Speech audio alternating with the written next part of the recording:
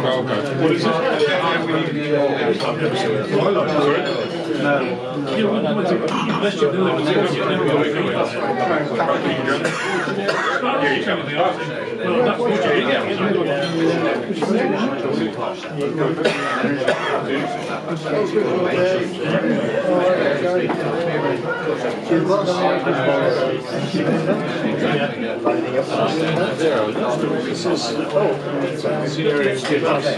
There's certain things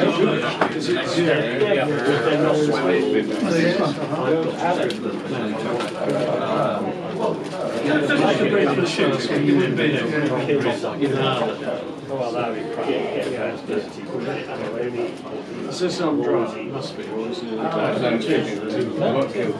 go. I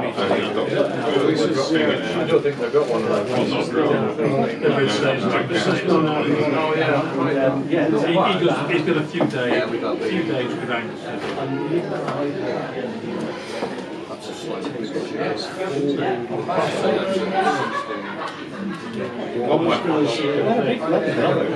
They'll struggle to get the milking. I mean, the ones that you can very few of these. Okay for my Yeah, Johnny, give me a ring. All right, yeah. Nice to put these on the WhatsApp group? Yeah, of course, yeah.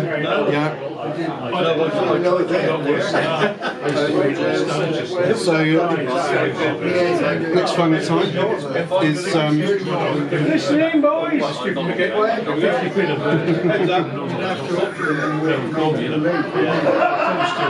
Yeah. okay. So, next we're going to tie is another really handy pattern for tricky grading in the winter, particularly as you move into the springtime and we get towards the end of the grading season, because you start to get a lot of activity from natural nymphs. The olives in the water have grown to a size over the winter that they're ready to hatch out, so they can start hatching as early as late January, early February. Quite often the grayling will sort of start to feed more on these abundant nymphs that they start seeing in the water, and it will start ignoring a few, even if you're using small coloured sort of attractive patterns, they'll often ignore those because they're so preoccupied on sort of natural nymphs. So it's often good at that time of year if things are really tricky to move to more sort of natural looking flies. So this is one that's a real favourite of mine in the early spring. It's called a Quill Olive. There's loads of variations of Quill Olive. I think it's perhaps the best representation of the large dark olive nymph.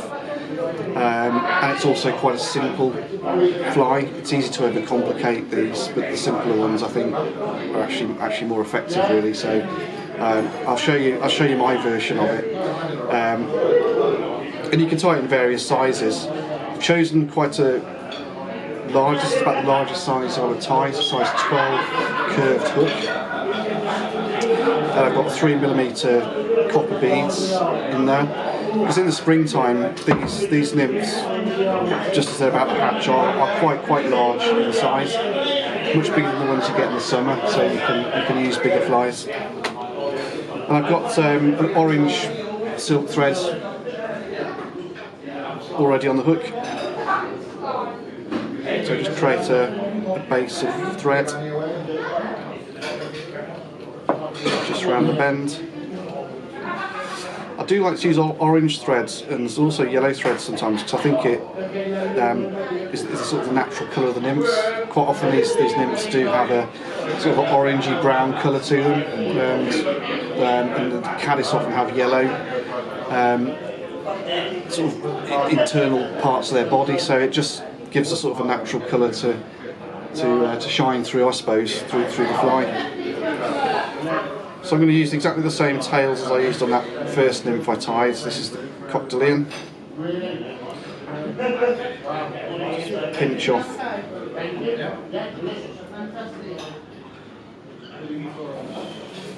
4 or 5 fibres is ideal. I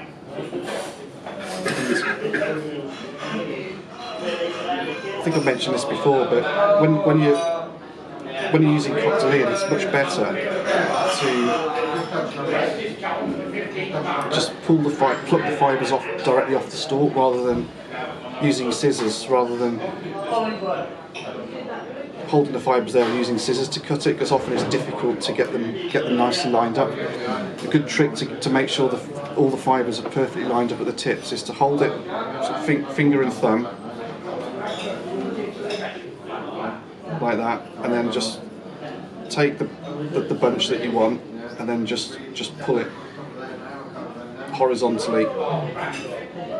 The stalk will bend, and that will just pinch off. And what you'll find is that you get absolutely perfectly lined up. You can see that, perfectly lined up stalks every single time. So I'm just going to line that up against the hook. Again, size the tails up so they're about the same length as the hook shank, or the body of the fly out the back. Don't be afraid to go a little bit longer if in doubt, because the natural nymphs do have quite long tails. I was watching a YouTube video a few months ago, and it was interviewing this French nymphing champion, and the French are sort of world champions really at fishing nymphs on fast flowing rivers. And he sort of let slip that a lot of the French international fly fishermen, they deliberately tie their nymphs with extra long tails because they just think it gives a bit of extra attraction and it just makes the fly move a bit better in the water. So it sort of picks up on that, and it might make a difference. So don't be afraid to go a bit longer with the tails. And then the body of the fly, I'm using stripped peacock quill.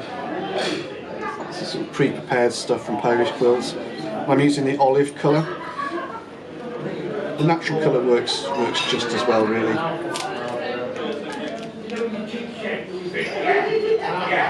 And when using these quills, there's two edges to them. There's what I call a shiny edge, and then underneath there's a much duller edge. What I want to do is make sure the shiny edge is the one that is on the upper side of the fly when you're using it.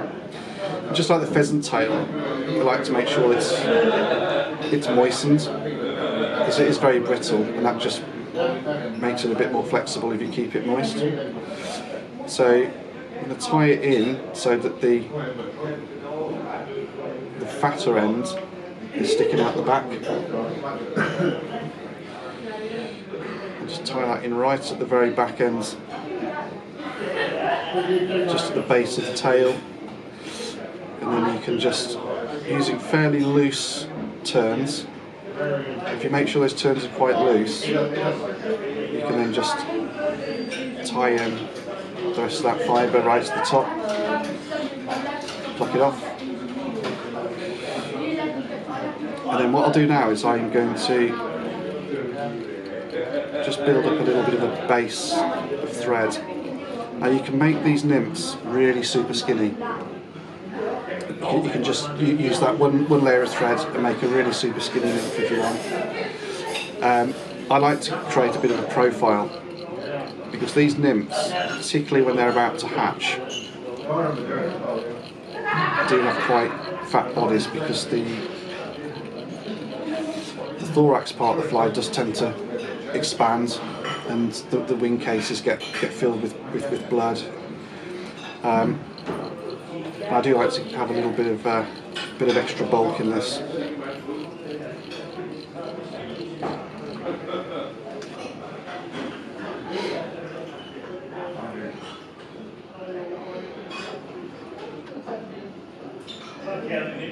So I'm just going to use touching turns of the peacock quill.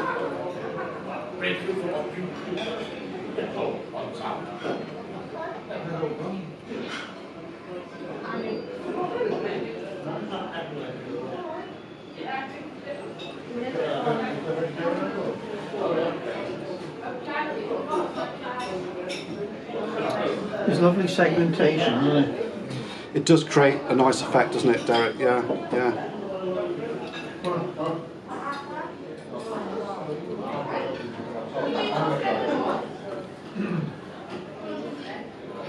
So I'll just cross the thread over and lock it in so it's not going to slip anywhere.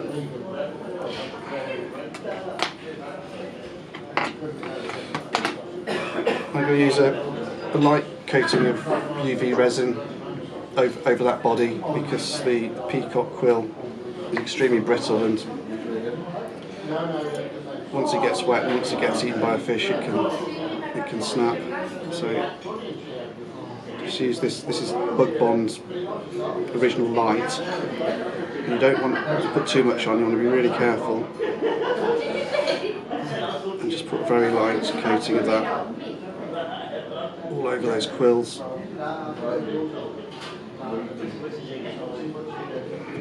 Saves you putting super glue on the underbody, doesn't it? It does, yeah.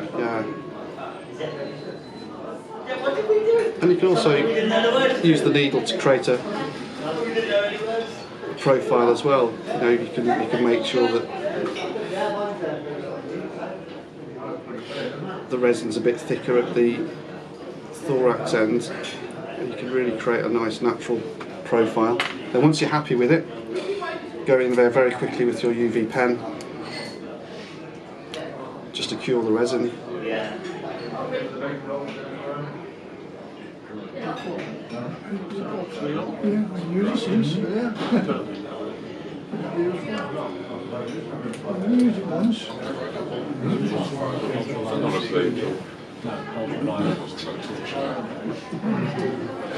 Use your creme brulee torch.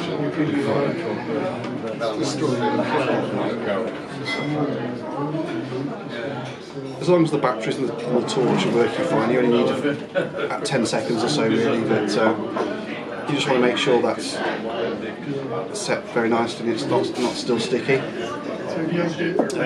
This is just a laser pointer actually. You can buy these off Amazon, at eBay, 6 quid or so, or you can go to a fly tying dealer online and buy them for 30 quid, it's up to you. It's just a wavelength, isn't it? It's just a laser pointer.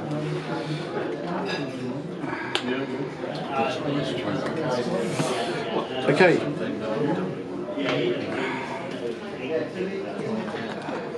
This next bit is completely optional, and to be quite honest with you, I don't often do this, but it's a nice touch, I think, on these flies.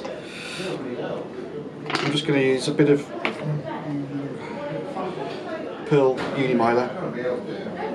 This is size 12. It's the medium size, and I'm going to use this just to create a thorax cover and add a little bit of subtle sparkle as well to the fly. So this is how I do it. I just pinch a short section on my thumb and just tie that in just behind the bead.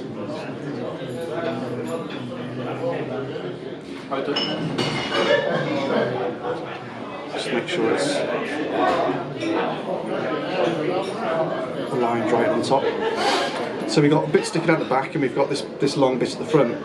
So what I'll do now is I'll take the long bit at the front and then pull that back right over the top of the piece that's sticking out the back, and then I'm going to lock that in with more turns.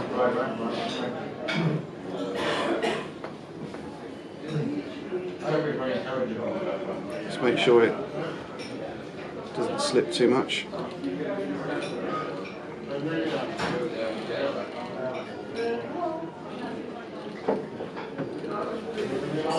Okay, so we've got two pieces now tied in over the back of the thorax, and then what I'm going to do now is go back to my squirrel dubbing, and I'm just going to put a pinch of that in there for the thorax.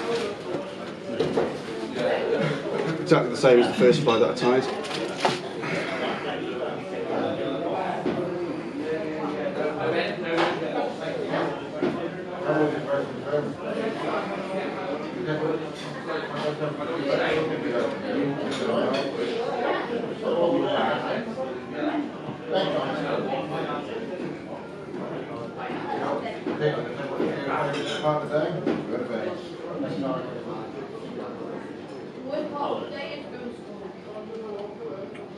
Okay. So I've got these two pieces of mylar sticking out the back, one below and one on the top. So I'll take the top one and then just pull that over the back of that dove's thorax, right to behind the bead. You can just make sure you pull it quite tight at this stage, and that just covers that dove's thorax. Just need 3 turns over it and 3 turns on the other side. Trim all that waste bit off, and then you've still got this little bit sticking out the back. And what I do with that is I just trim it off quite short. So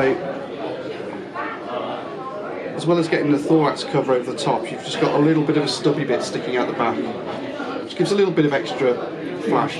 But it's also, it does mimic those natural wing cases as well. It gives it that natural profile.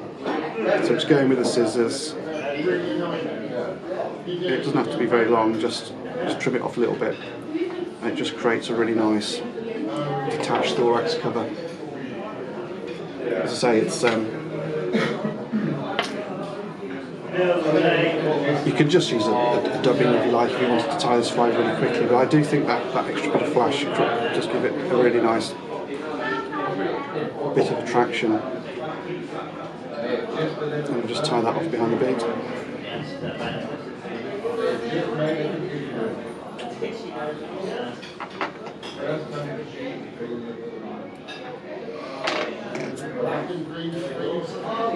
And again, just pick out some of those fibres, make sure it's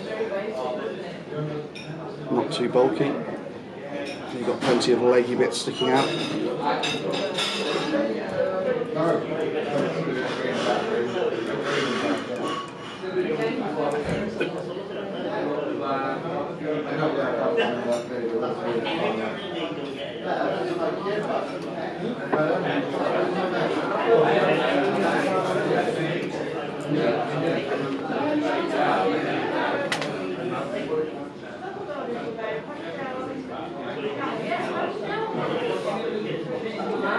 Oh yeah, that's the Quill Olive, which is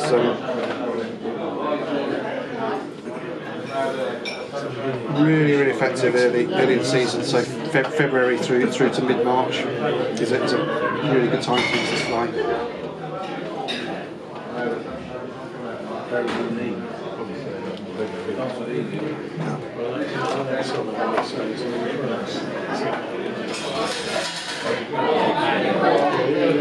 A little bit like behind the shell case. It's like the little air bubbles round. Yeah, that's right. Yeah.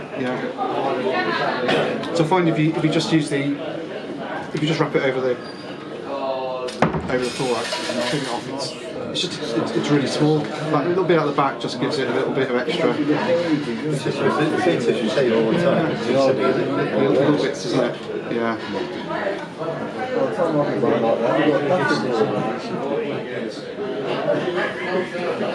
Really hot. Cool, doesn't it? It has. I can tell.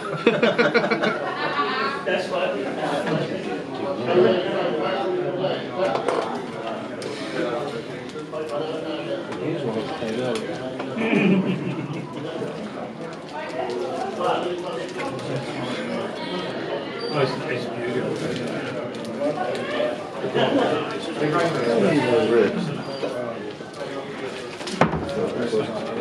You can use that as like a tail. You can use the tail and brush it. Like the little tags that David done on the flies there. You can use it as a rib, you can use it as a body. If you split that, slightly thinner, that makes nice bodies as well. Yeah. Pardon? Free, yeah. Say thank you to Adam in the museum. He gave me a load of schemes, wool schemes. So I've gone and cut them all up and put them in the bags. And one of these as well, there are fishing. Any of you lads at the back want any of this? There's bags of wool. Yes, please. And there's a bag of tinsel. Come and help yourselves.